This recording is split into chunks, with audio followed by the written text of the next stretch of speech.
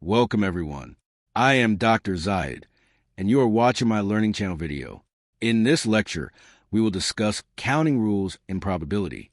These rules help us determine the number of possible outcomes in a sample space. In many probability problems, the number of outcomes can be very large. Instead of listing every possible outcome, we use mathematical counting techniques. Today we will focus on three important tools: the multiplicative rule, permutations, and combinations, which are fundamental techniques for solving probability problems. In probability theory, we often need to determine the number of possible outcomes in a sample space.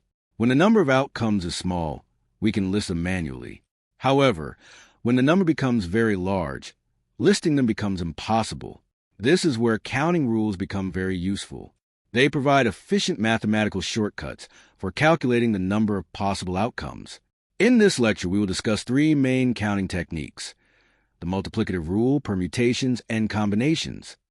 The multiplicative rule applies when a process occurs in several stages. If stage 1 can occur in n1 ways, stage 2 can occur in n2 ways, and stage 3 can occur in n3 ways, then the total number of possible outcomes is obtained by multiplying these numbers. In other words, we multiply the number of choices available at each stage of the process. This rule is very useful when dealing with multi-step decisions or processes. Let's look at some examples. Suppose a restaurant offers 4 drinks and 3 sandwiches. Each drink can be combined with any sandwich. Therefore, the total number of meal combinations is 4 times 3, which equals 12 possible meals. In another example, suppose a license plate contains 2 letters followed by 2 digits. Since there are 26 letters and 10 digits, the total number of possible license plates is 26 times 26 times 10 times 10, which equals 67,600 possibilities. These examples demonstrate how the multiplicative rule works. Next, we discuss permutations. A permutation refers to an arrangement of objects where the order is important. If the order changes, the arrangement is considered different. The formula for permutation is P of n comma r equals n factorial divided by n minus r factorial.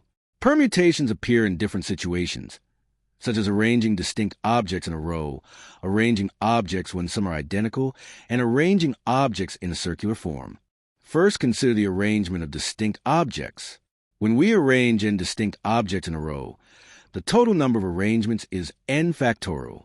For example, if 4 students sit in a row, the number of possible arrangements is 4 factorial, which equals 24.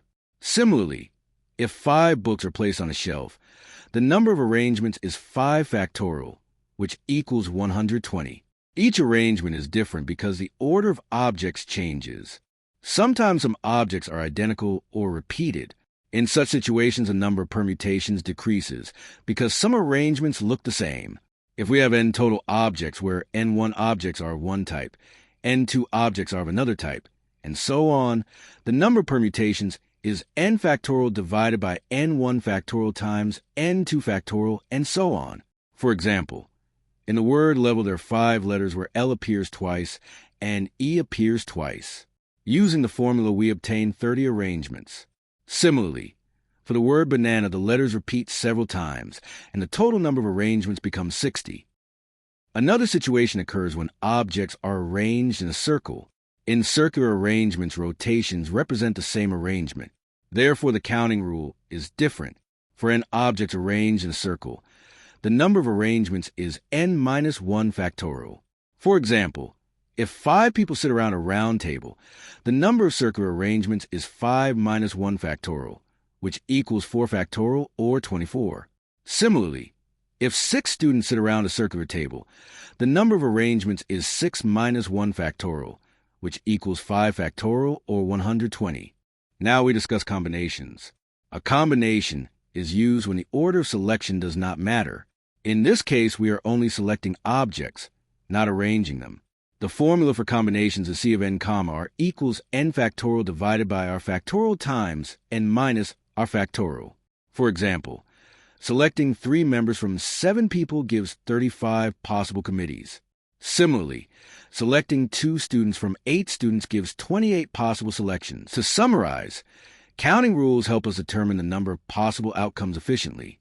The multiplicative rule is used when a process occurs in several stages. Permutations are used when the order of arrangement is important. These include arrangements of distinct objects, repeated objects, and circular arrangements. Combinations are used when the order of selection does not matter.